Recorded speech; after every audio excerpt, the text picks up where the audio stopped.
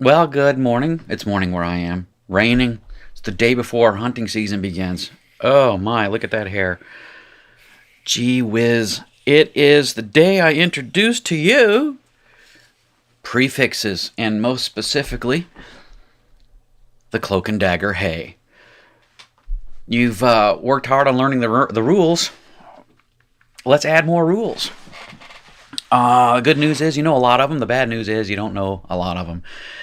Let's get right to it. Let me show you the document, the definite article. This is chapter 3 in the book. This is Bartelt's Fundamental Biblical Hebrew.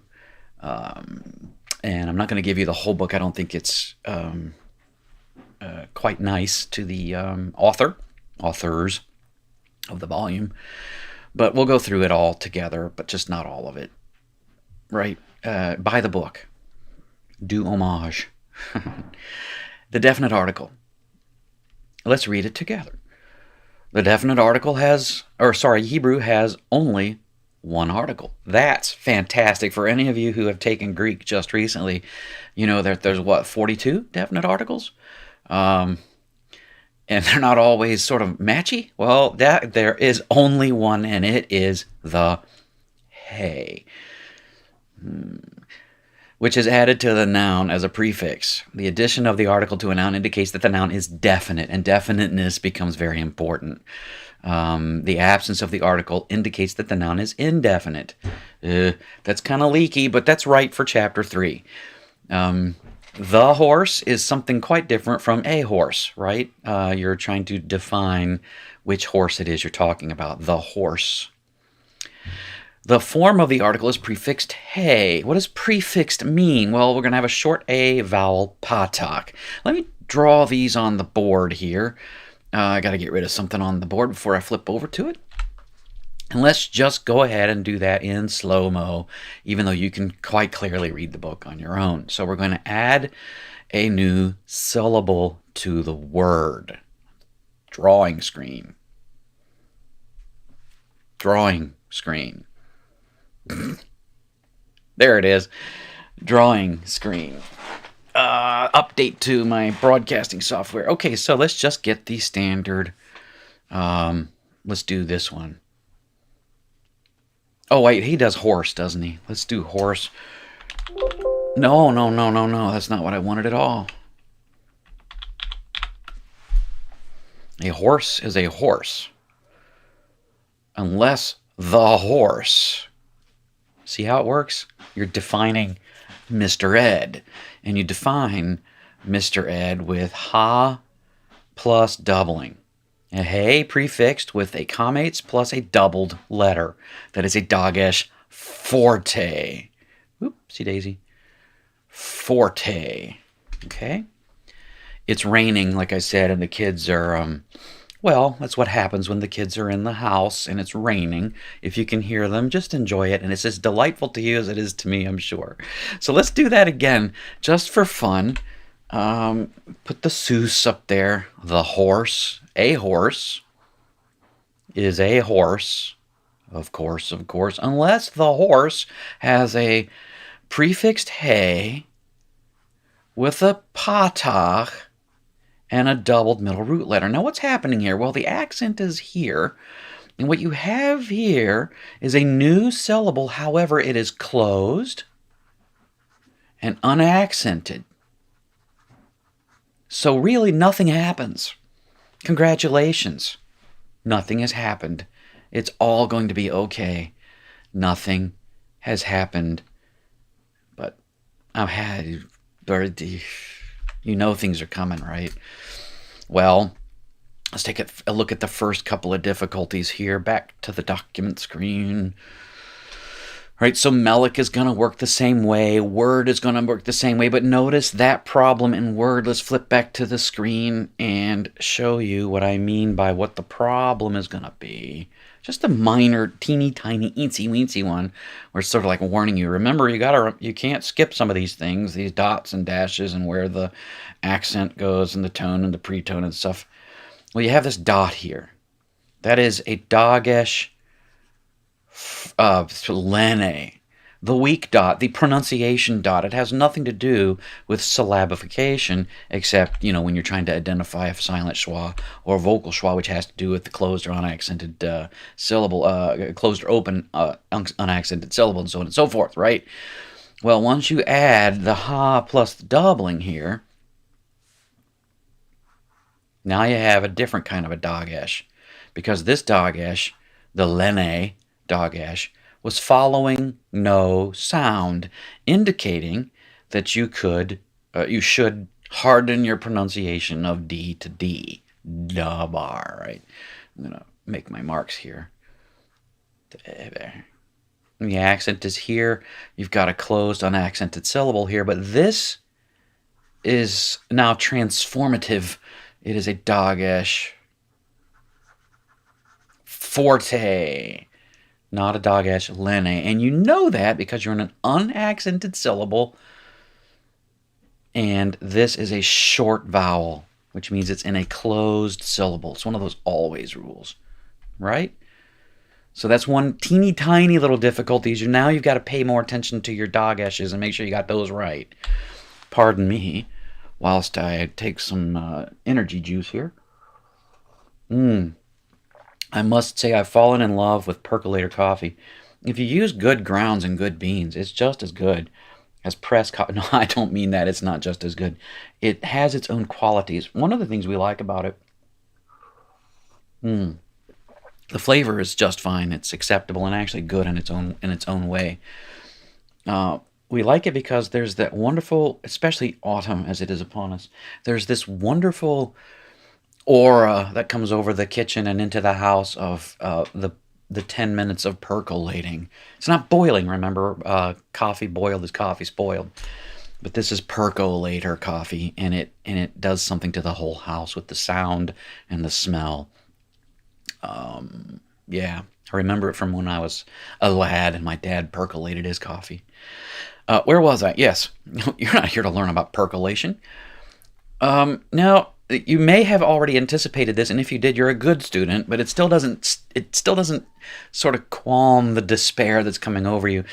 There is a set of letters that aren't going to double, and those are your familiar little thing here, and that is the gutturals, right? And you've seen this chart since day one: resh, aleph, ayin, hey, and chet. Now, it hasn't been that long, so you should still have this somewhere in the memory banks, but I do understand a lot has been transpiring since then in your own personal lives, I'm sure, and also just the matter of all the rules you've had to learn since then. Proprotonic reduction, except in the pretonic syllable when it's a commate, right? That kind of stuff. So now we have these letters here which will not double. So when you try to double or try to add the hey prefix, ha plus doubling, it ain't gonna do so. Kinda. Here's how it works. So now you have 3 different sets of rules that govern the gutturals, and that's why I had you learn them in a vertical array. It's a kind of a speaker system. Resh, aleph, and ayin are one set, right? You remember that. And I'm going to pause here. Resh, aleph, and ayin do something called compensative lengthening. Well, what does that mean? Compensative lengthening. You'll need to memorize that. It will be with you forever. This will not change. Well, for example, let's put one up over here. A letter that starts with aleph, and I want to look at the book real quick. Did I flip back to the, yeah. Look at the book real quick for the primary example to make sure I kind of stick with the book. Okay, is the word for man, which you might see a few times in the Bible, just ish.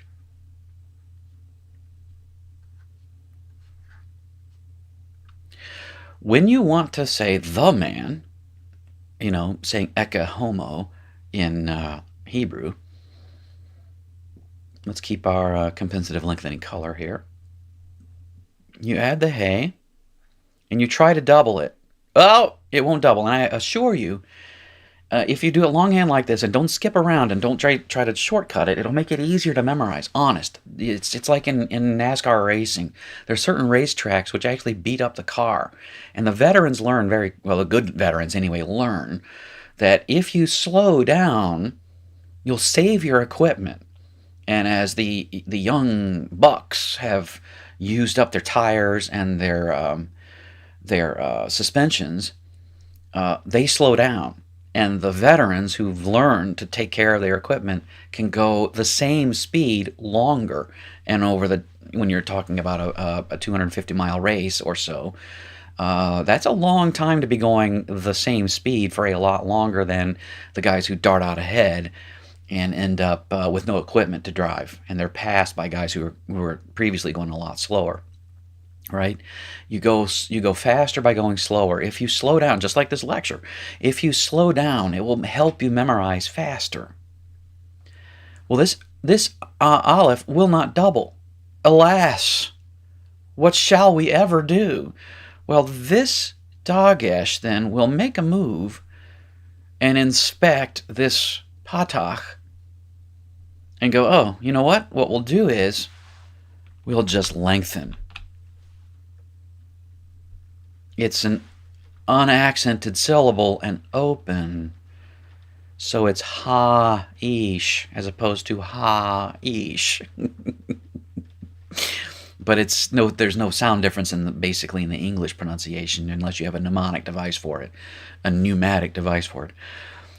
It's just a long syllable now or an open syllable now because it's a long vowel in an open, unaccented syllable, and that's what's happened.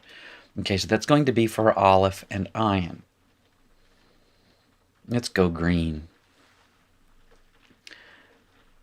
Hey and het have a different rule, and it's virtual doubling.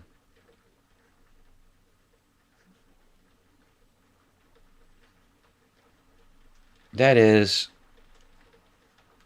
they shall pretend to double. And first, before I do that, let me introduce you to the cloak and dagger hey. You'll notice I made a kind of an odd face when I said, oh, it's just the hey will be your definite article mark. Wait a second. Now, isn't hey already the mater lectionis for the a vowel? Why, that's going to be an awful lot of heys being used to indicate things, right? Yeah, it's getting a little hairy. Let me introduce you to the cloak and dagger hey. The cloak and dagger hey is often your friend when you come into a cocktail party at a high-stakes political outing.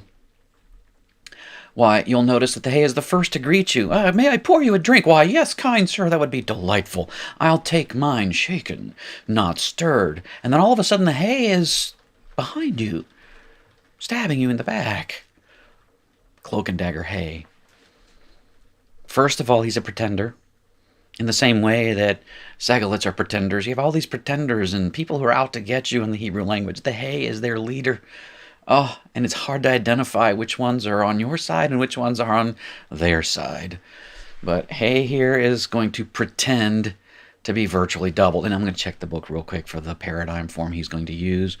Virtual doubling is going to be something like the word for palace. And that will be... And let me move that over a tad here. There we go. And now I'm going to cough. Pardon me.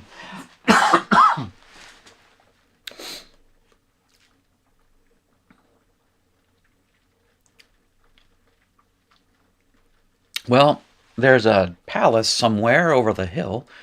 Well, which palace it is? Well, it's the palace. Don't you know? So going green. Ha plus doubling. No! I'm not going to take that dagesh forte. How dare you, sir? Well, let's do it the other way. Let's put it right back in there. He's going to come around and inspect the patach, and he's going to say, "Oh, but this is I'm just working with the hay here, and I'm not going to give you any help. I'm the cloak and dagger hay."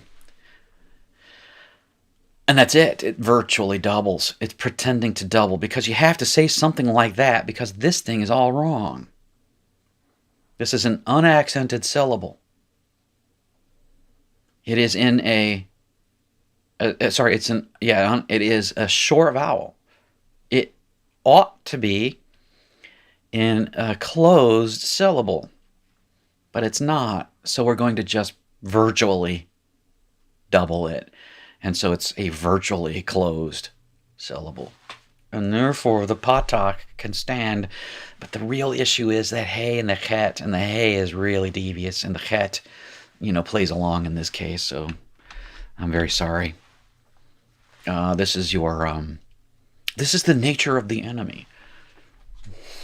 We need secrets. We need their secrets. We don't want a hot war, but we know that we're vying for world supremacy here. Don't get too drunk, and don't fall in love with any bosom lasses. All right, I got this thing in my hand and it's not helping me. So how about we go big blue here? All right, for the next one, that's this one here. And immediately you must be protesting. Now, wait a second. There's already one over here for these two. Yeah, well, there's a sometimes rule over here. And I'm not even going to bother giving you a name for it. I'll just give you a bunch of question marks because that's basically I don't know what this is kind of thing. And to confuse you further, I'm going to put the example over here on the other side. And this is the Sagol rule of some sort. A further complication occurs, and I'm switching over to the book now. I'm going to read it to you. Minor problems, it says.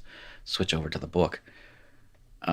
Further complications with the guttural letters occurs when ayin, hey, and chet is followed by an unaccented comates, or in the case of a chet, also by an accented comates. Unfortunately, you do need to burn some calories on this. I wouldn't try to memorize this paragraph.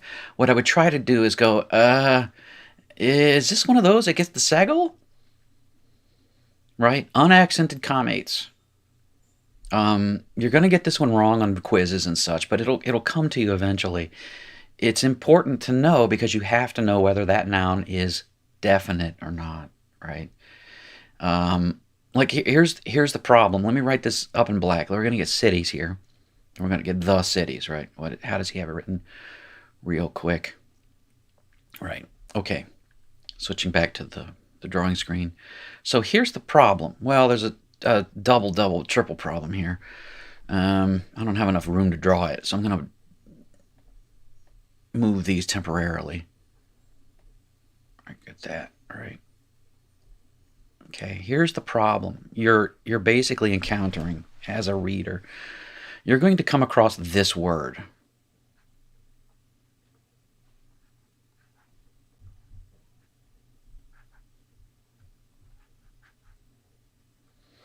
Now, a couple of things should be happening by now. You know already that is a... I drew it in the wrong place.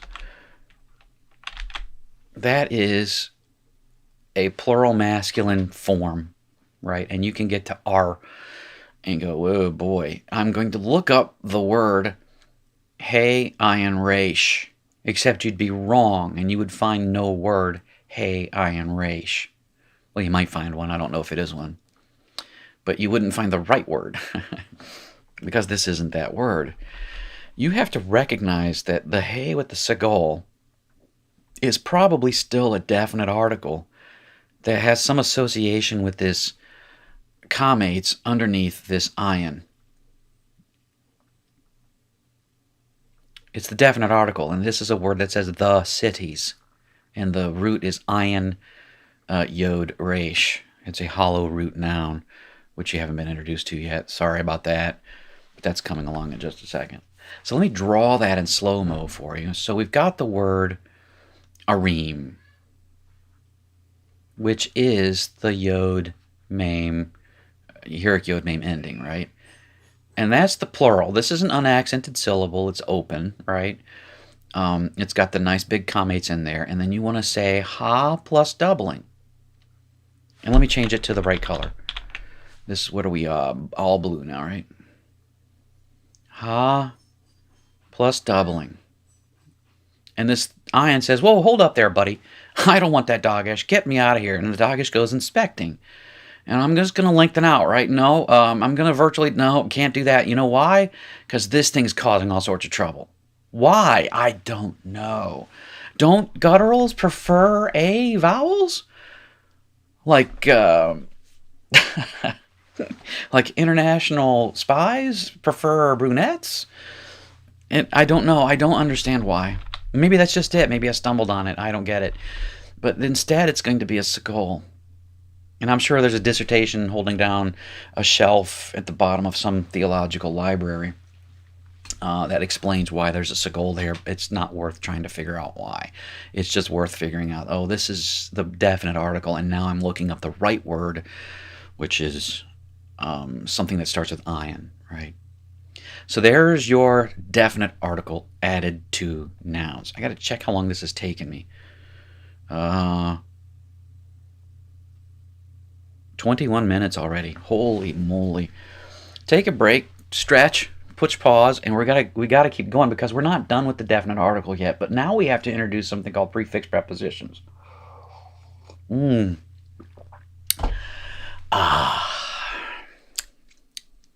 It's delightful. I love it. You know, I almost love it because it's so intriguing, this language, right?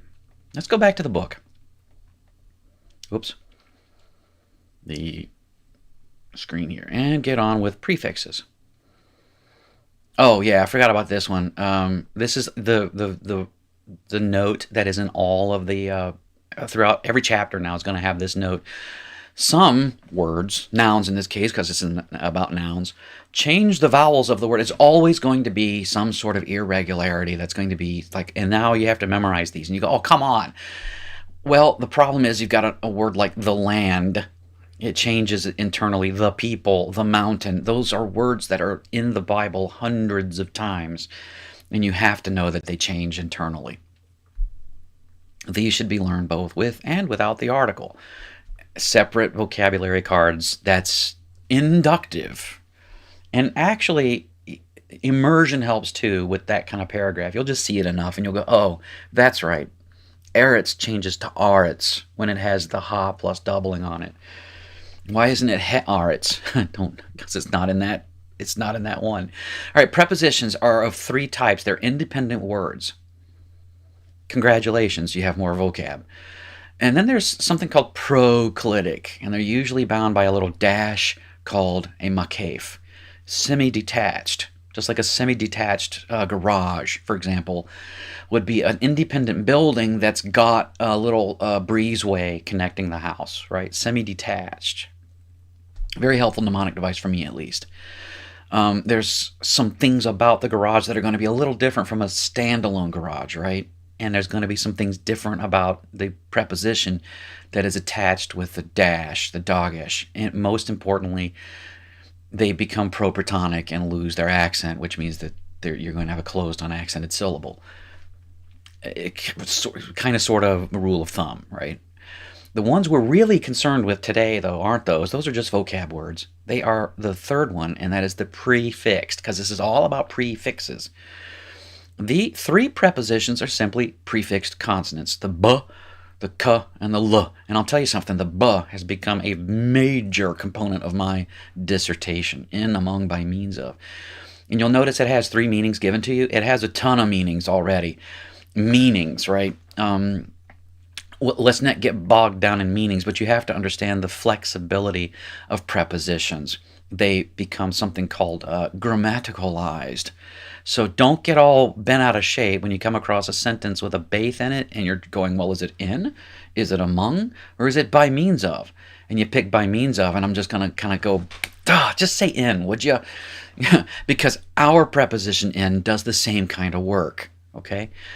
Kaf is like as, according to, it's the simile word, and then lamed is the indirect object to or for kind of thing, right? All right, so we're going to use the kaf and the, where we're going to use them all. So this is easy enough. You just attach it to the noun by a vocal schwa. So you have the word melech and you do melech. Let me draw it in slow motion. That's what this is all about. Switch over to the document screen. drawing screen, I mean. And this is simple enough. So you get Malik up on the board.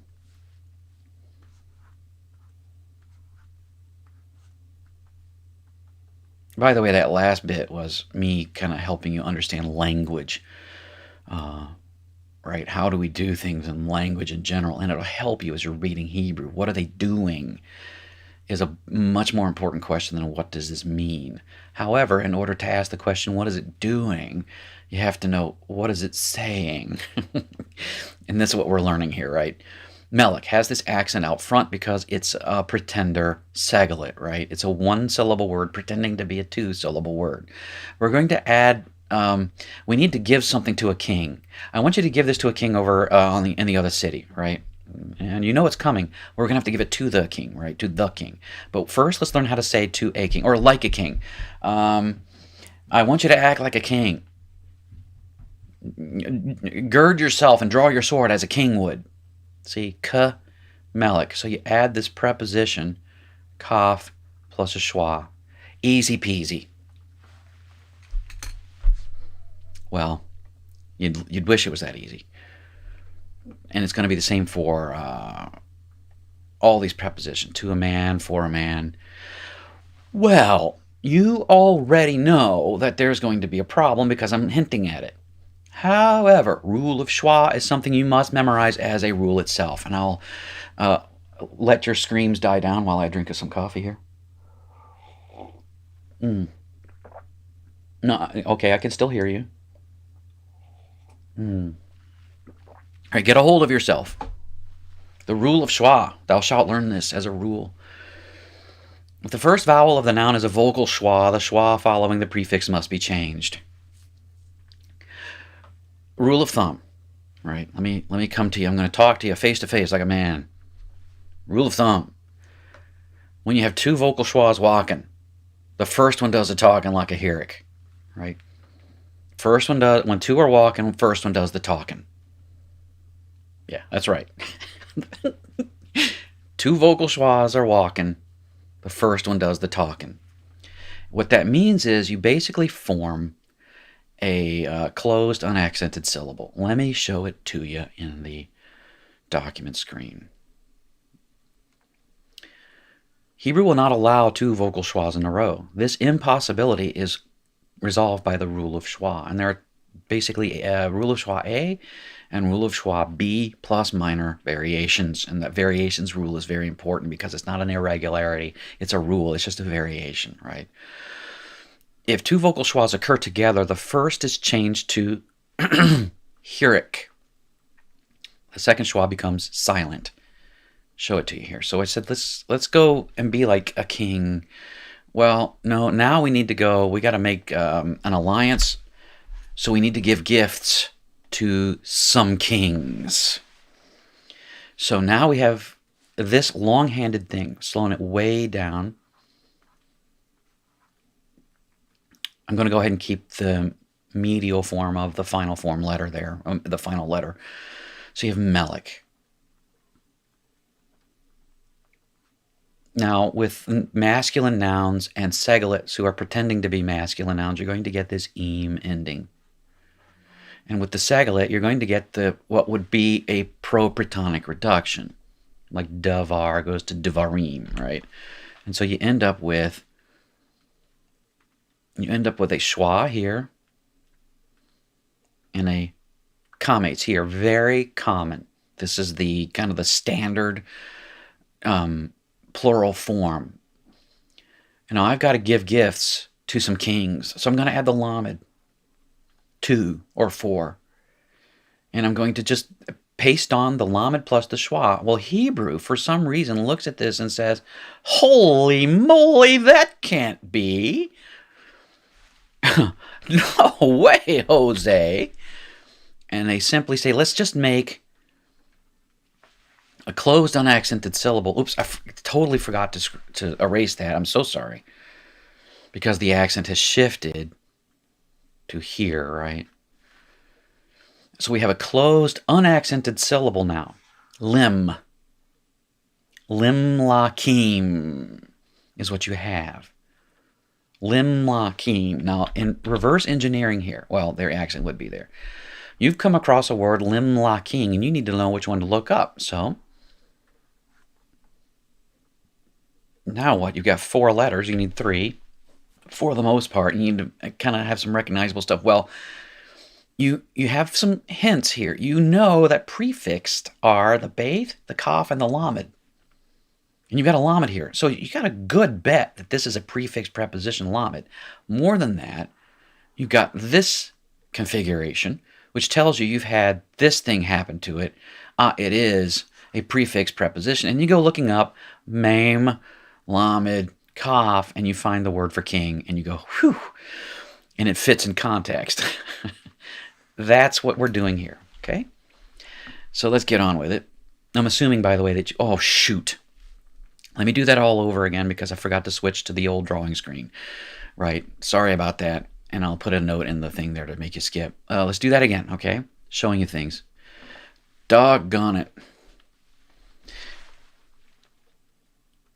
I'm not editing this, by the way. I'm doing this in a live setting, so I don't have to work on like uploading and editing and stuff. So here we go. So Melik starts like this. I'm not even bothering with the final form. It's a sagilate, right? And then what happens is the sagilates pretend to be regular old nouns because they're pretenders. They're the losers on the playground that can't find any friends, and so they are like lonesome loners, right?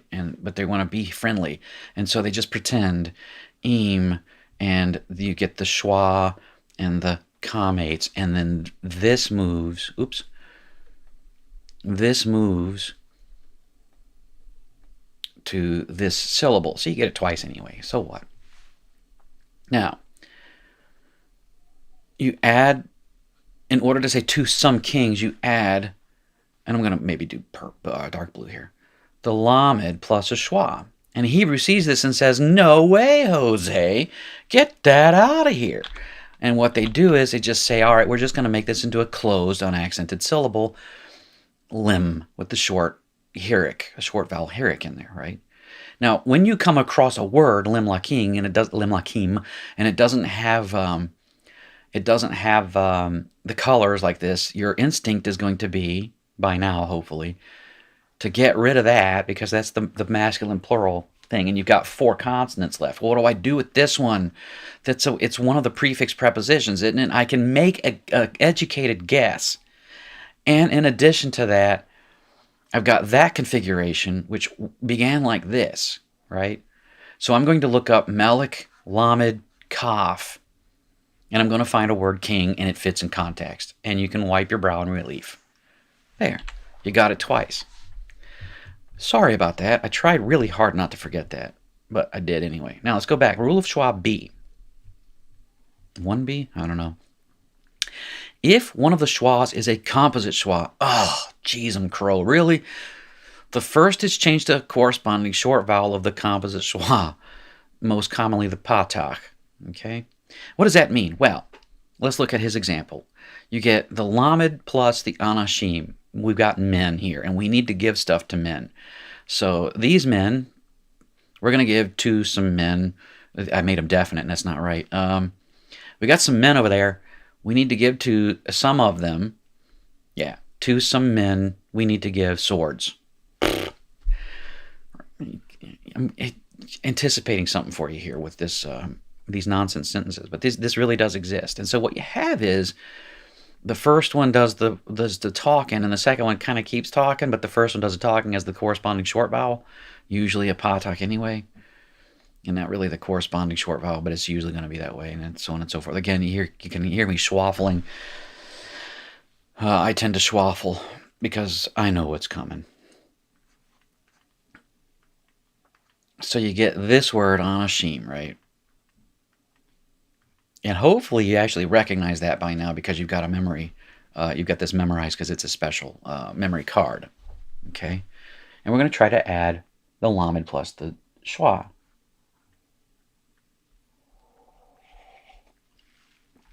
The Hebrew tongue still says, oh, no, that will never work. And so what it does is it merely just takes this schwa off entirely and adds the patach. You should burn calories on this. You need to bend your mind to this. Take time to really learn that, okay? I forgot to switch over again. I haven't had enough coffee, evidently. Let me show it to you again in slow motion. You get it twice. So you've got this word, anashim. I've lost all confidence in my screen switching abilities. What's he going to do? Well, you know what I'm going to do after I'm done here? I'm going to go to the I'm going to go to the I'm going to go to the rink, and I'm going to work another 30 minutes on switching screens. Okay, so what was I saying? It's a hockey reference, by the way. Yes, we're going to give stuff to men. We're going to try to do that. No, won't work. You won't have two schwas together, vocal schwas. The first one will merely talk.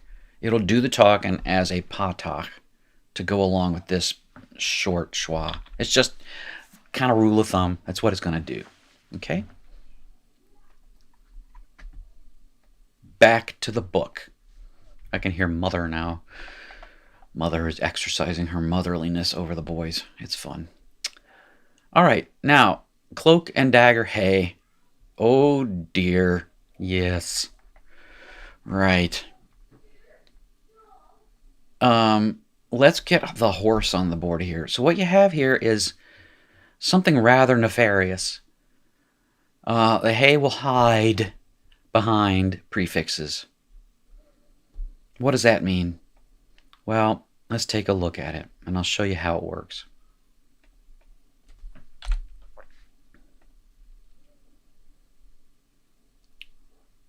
So what's this paradigm here? Yeah, horse. So we've got the horse finally in the corral. Whew, boy, that was a hard day's work. Now I need to give the horse some hay. Would you give some hay to the horse? Add the prefix lamed plus the schwa, and you're done, right? No. I mean, it seems like it's obvious that, well, they didn't want to say lehasus. Yeah, it's other stuff's coming. Okay, they don't want to say lehasus. However, in order to not say lehasus, they just got rid of the hay altogether. He went and hid behind the lamed, and the schwa disappears as well. You actually have lasus. A handful of things to watch for when you're reading. This dogesh is a dogesh forte. This patach tells you you have a hay here trying to trick you into thinking he's not there. So that when you turn the lights out, he is in the house, and he's going to stab your family to death and steal the microfilm and deliver it to Moscow. Yeah, that's good enough. That's what's happening here. Nefarious deeds, right? Switching. I can't believe I did it again. I really do need to practice. That's what happened here. I'll show it to you again because I'm off my game. Oh, so you get it twice. First, just me staring at a screen, and you staring at the book. We have the horse. We finally got the horse in the barn. Give some hay to the horse. Lamed to ha. The horse won't go. They don't want to say laha. The hay has disappeared behind the lamed. And here are your clues. Did I switch? Now again, I've lost all confidence there. I finally did switch. You've got your dogesh, which is a dogesh forte because you've got a short, unaccented, right, short vowel and an unaccented syllable. That tells you have a hay hiding behind that lamed to the horse. Why is it like this? Because they hate you.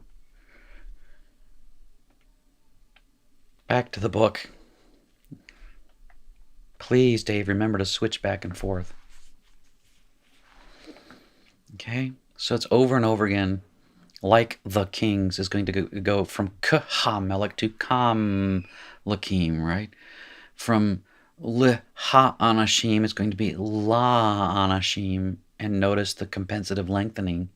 And then in the dream is going to be Chalom, is going to switch from that to Chalom, virtual doubling of the article. Oh dear. What's going on here? Well, virtual doubling really causes some problems. Let's switch to the drawing screen. And I'll show you what that means. What was the paradigm there? Shalom. Okay. I know you just learned this rule, right?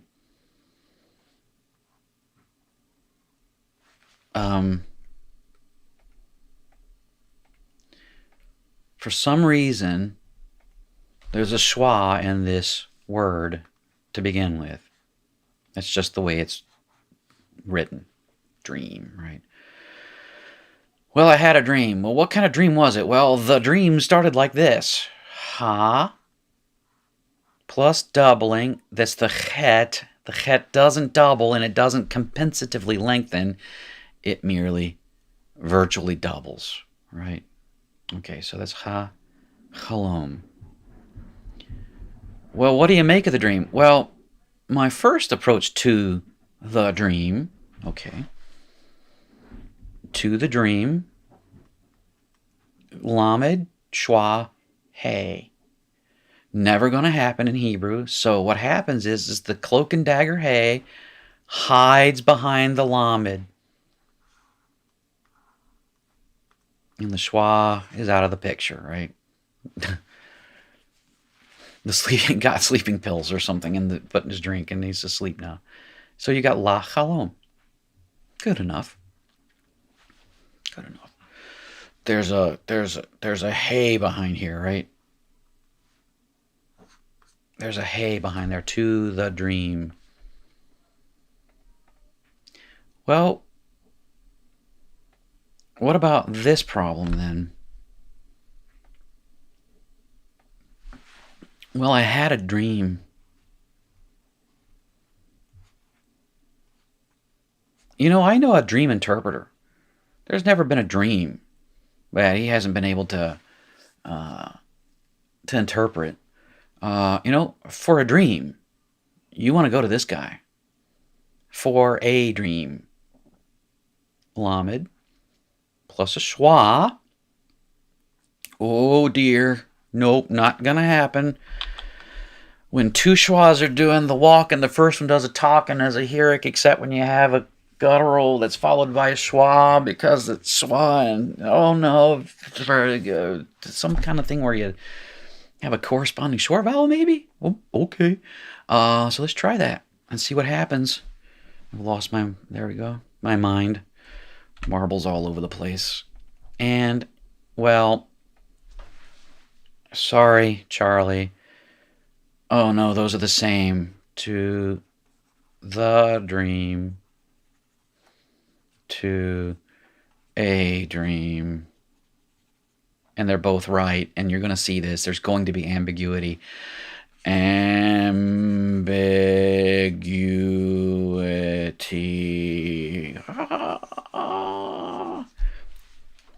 Context. And sometimes context won't help, and you're going to have to do the work of figuring it out and doing your best shot and making a claim to being correct. And sometimes ambiguity, it's on purpose. All right. Let's see what else we have in the book. Let's switch back to it. Get away from this horrible reality here. Oh no, the conjunction. Holy moly. You know, it has a rule of schwa too. Let's take a look real quick at it. It works the same way, and look, it's been 44 minutes. This is a very long video, and I kept making mistakes with switching windows. However, you got basically you need to prefix the wow is the word and. It's the conjunction. Also the subject of a huge dissertation, a chapter of my dissertation. and a horse, and oh, thank goodness it doesn't collapse and hide just like the hay does. See, it's the hay. That's the cloak and dagger thing here. With prefixed prepositions. It's not cloak and dagger with the conjunction. Conjunction's too smart for the hay. Before a word in which the first vowel is a vocal schwa, you're going to have the same issues, except it becomes a shuric. Remember that mater lectionis, the vowel with the dot in the middle of it is called a shuric, and the shuric is the U sound. So in example 26 up above, and a horse, v sus or w sus, you're going to have and prophets n v'im instead of v n v'im. You're going to have u n v'im. And there's one more complicator here. This is sort of the variation. You should expect this. By the time you get to this part of the chapter, you're going to have that corresponding short vowel. So you're going to have w, vadim with the schwa underneath the ayin. It's going to go to wa avadim or va avadim. I'm not consistent in how I pronounce my w or v sound. Some days I feel like saying the w, and sometimes I feel like saying the v. An initial yod turns into hirik. That's a wonderful, fun thing. All these things you got to spend calories on. This is going to be an excruciatingly long chapter, but you got to go. We got to keep going, right? So, Yehuda, Judah, is going to go to Vihuda. Oh, golly. Yeah, really. Now, with the labial consonants, it's not going to be Vmelech or Vbang or Vparash or whatever. Para. It's going to be Melech Shurik again. Why? I don't know, but for some reason the labial, the m sounds want the oo before them instead of the m. Sorry. Spend calories on it. The good news is if you've got it in your head that oo at the beginning of a word is and, you don't have to memorize the labial consonant thing except for a quiz.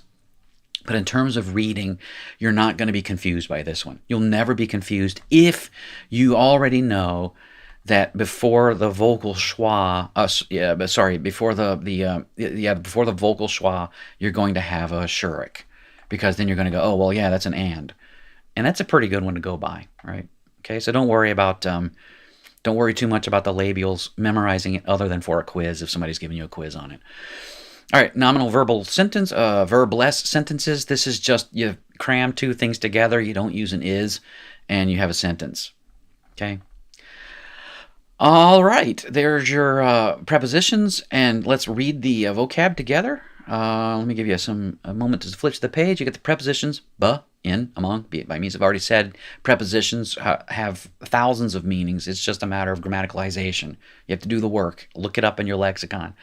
For the book, just pick in. Kaf is like, as, according to. It's going to be like or as. It's the simile word.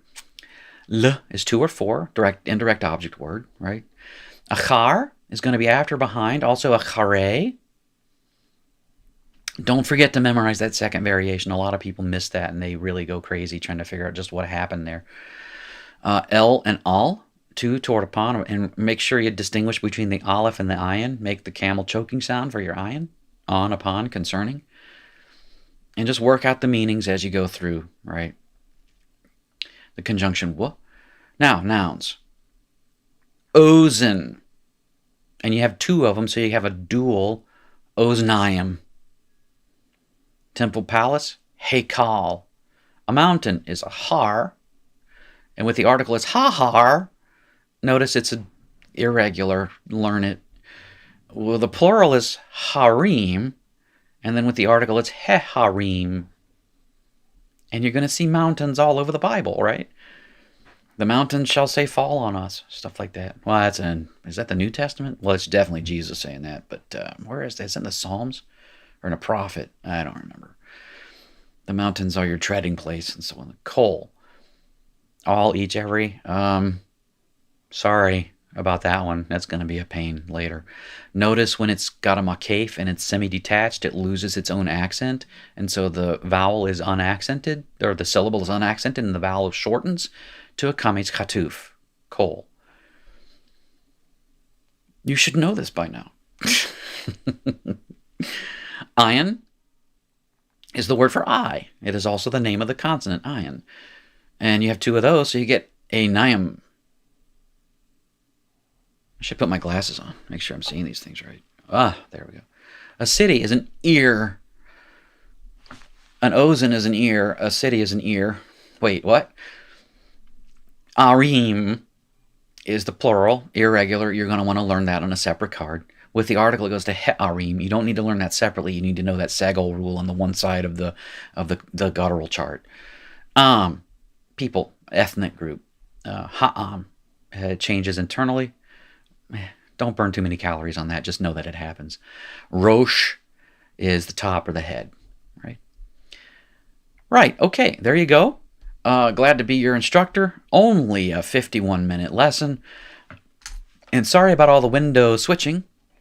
Hope you enjoy Hebrew and develop a love for it. I'll see you next time with lots of exercises. This one we can't go fast on.